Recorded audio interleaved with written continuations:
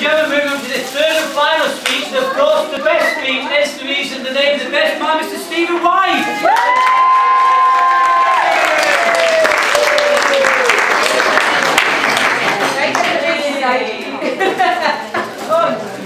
Oh my God! Anyway, sorry.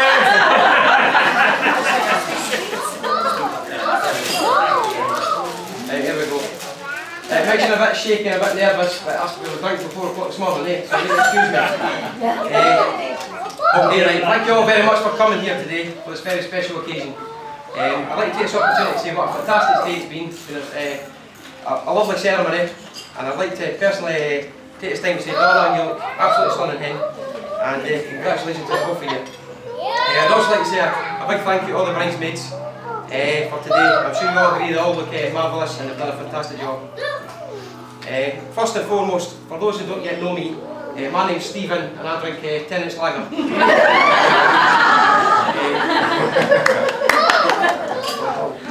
If you're Scottish, you obviously have no problem understanding what I'm blathering about.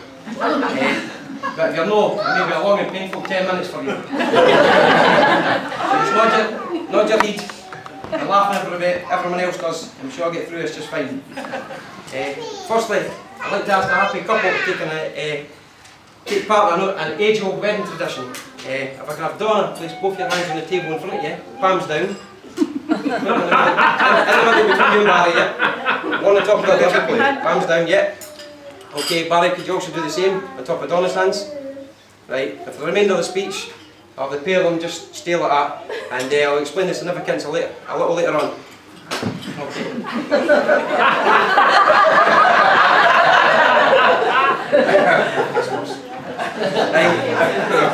Right, when Barry asked me to be his best man, it was like being asked to sleep with the Queen. It was a great honour, but nobody really wants to do it.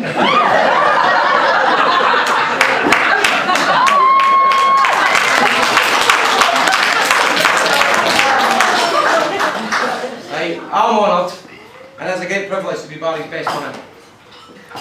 Barry has generously returned the favour which he asked of me 3.5 years ago. As my best man, Barry took this opportunity with both hands, and he made cheap jokes at my expense. Please, ladies, gentlemen, boys and girls, I now have the right to reply.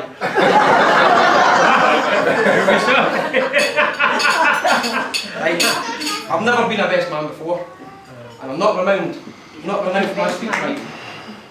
I'll try my damnedest bestest. Barry says if I do a good job of the day, I can be best man again at his next wedding.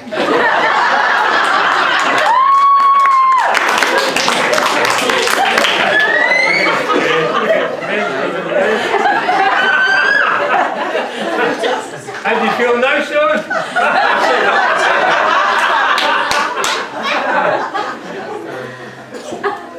I'm very nervous, and I'm comforted by the fact that I've actually rehearsed this speech in front of a live audience. I was at an old folks' home. I think it went doing well, they all pissed themselves laughing.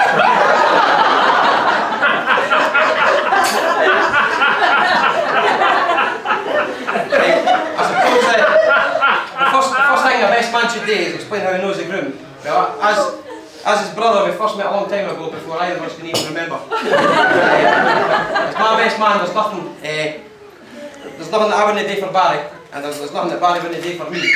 But in fact, we spend most of our time doing nothing for each other.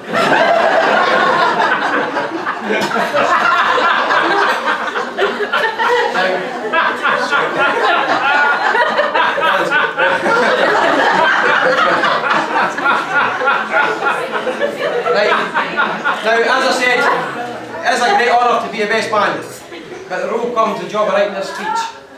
And to be honest, I wanted to make it as easy and as painless as possible. So where do I begin for ideas? The obvious place seemed to be the internet. So a multitude of resources at my fingertips, I dutifully began searching the web. After a couple of hours surfing, I found some really, really good stuff. But then I remembered I was meant to be looking for best man tips. And the most of the stuff I found, my mum said would make me go blind.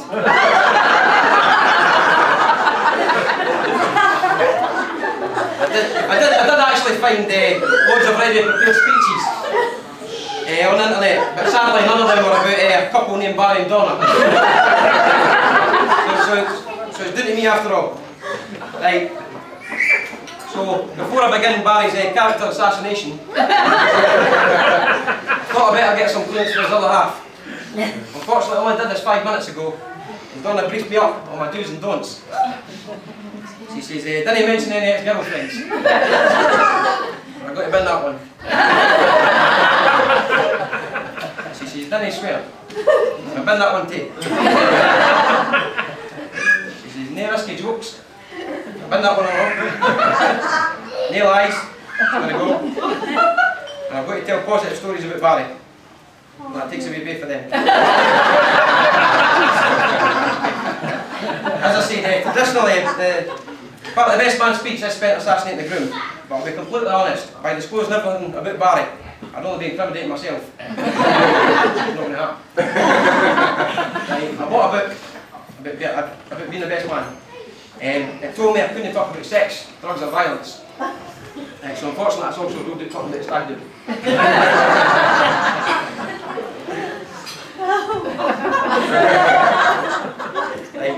Juice a bit now. One story I do have, right? Barry and Donna came out to Cyprus to see us last year. And Here we go. Keep your hand on the table. Your one's back on the table. Right. During their stay, they booked in an expensive hotel in Paphos for the weekend. Barry did the romantic thing. He had flowers and champagne in the room for Donna, and he done the work. He got in the morning, and he went down for breakfast. Keep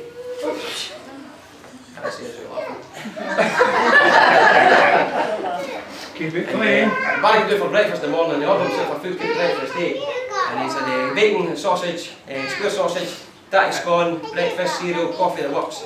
And for Donna, he ordered lettuce and carrots. I said to Barry, what was that? And he says, he wanted to see if Donna ate like a rabbit as well.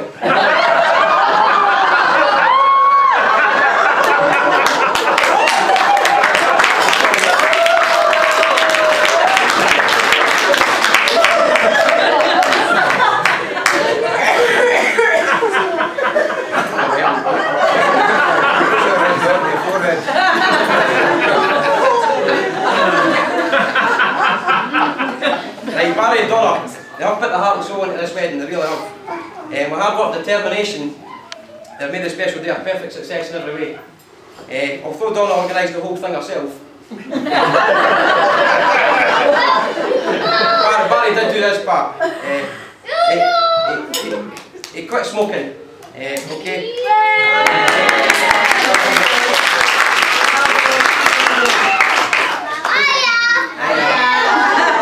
It wasn't his choice. He was ordered to date by Donna. Nonetheless, it injected much needed cash into their dream wedding, so well done. The only issue the newlyweds had planning the wedding was a seating plan, because they didn't ken where everybody should sit, and they couldn't decide at all. So Barry, in his true fashion, decided to put those who gave the biggest presents next to him. Barry and Donna, I'd like to say thanks very much for the love and love.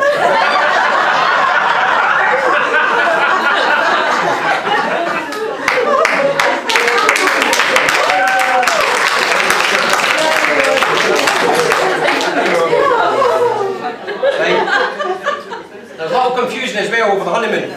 Right, I was under the impression over the last few months that tomorrow Barry and Donna will be jetting off to Florida, and they'll be staying 2 weeks in a villa with a private pool, a convertible, and go to Disneyland. Unfortunately, I've only learned as of last night I'm now going to North Wales. Right, this became apparent last night. As Barry was under influence, he said to me, I'm going to bang her for 2 weeks.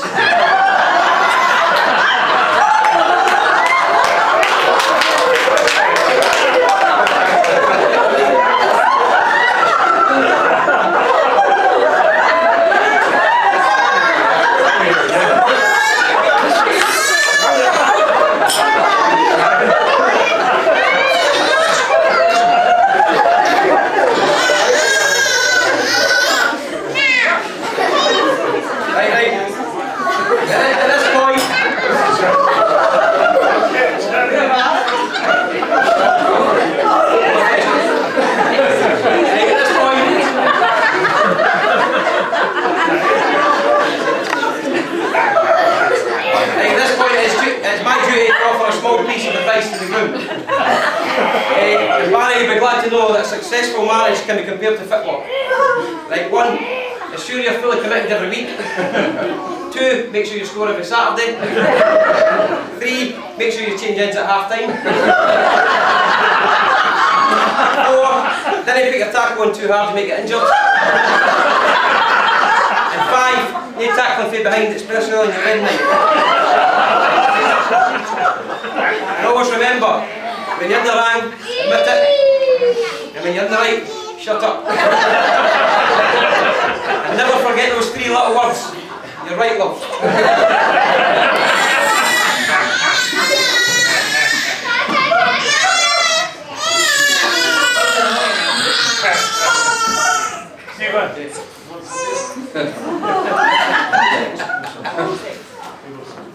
Thanks, Rolly. Right. Also start preparing, Barry, now for the world's hardest questions. What would you do if I died?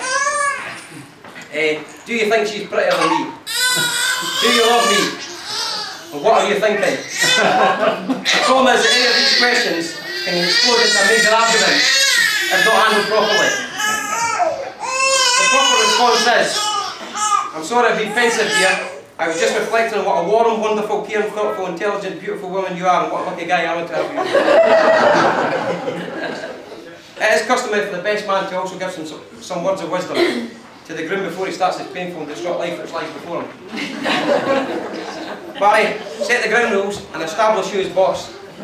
Then do everything Donna tells you to do. Remember, a man who gives in when he is wrong is a wise man, and a man who gives in when he is right is married. And never be afraid to tell Donna, and never be afraid that Donna will leave you. She spent time training you, she's not going to throw it away like it.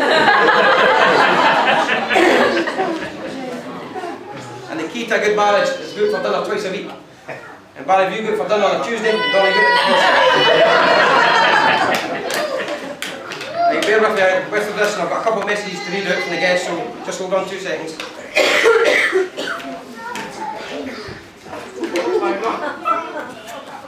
Right, I've got about 30 kids here, so I'll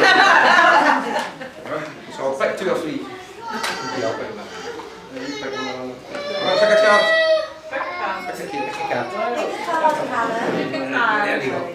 Just pick one at random. This is yours, I'm in trouble. Jesus Christ, it's one that's got a run on it.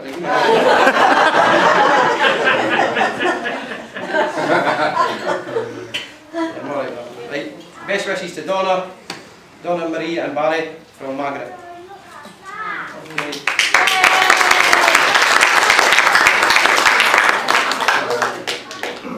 Barry and Donna, huge congratulations.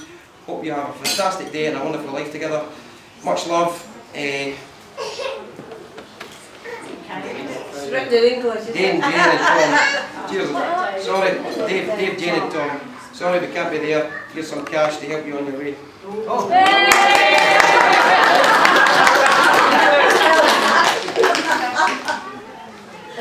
And the last one, Donna and Barry, here's to many years of lifelong fulfilled happiness as you begin married life.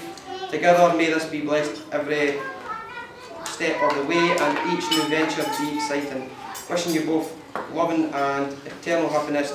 Love, Donna.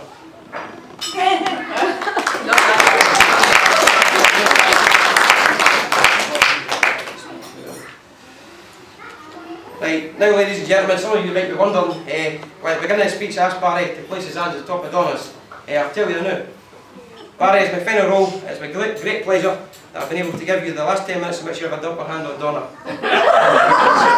It will almost certainly be your last.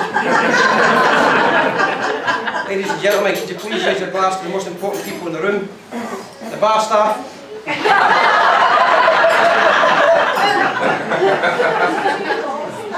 Seriously, once again, ladies and gentlemen, please be upstanding. Raise your glass to love, to laughter, to happy ever after. I give you the bride and groom and the new Mr. and Mrs. White. Yeah!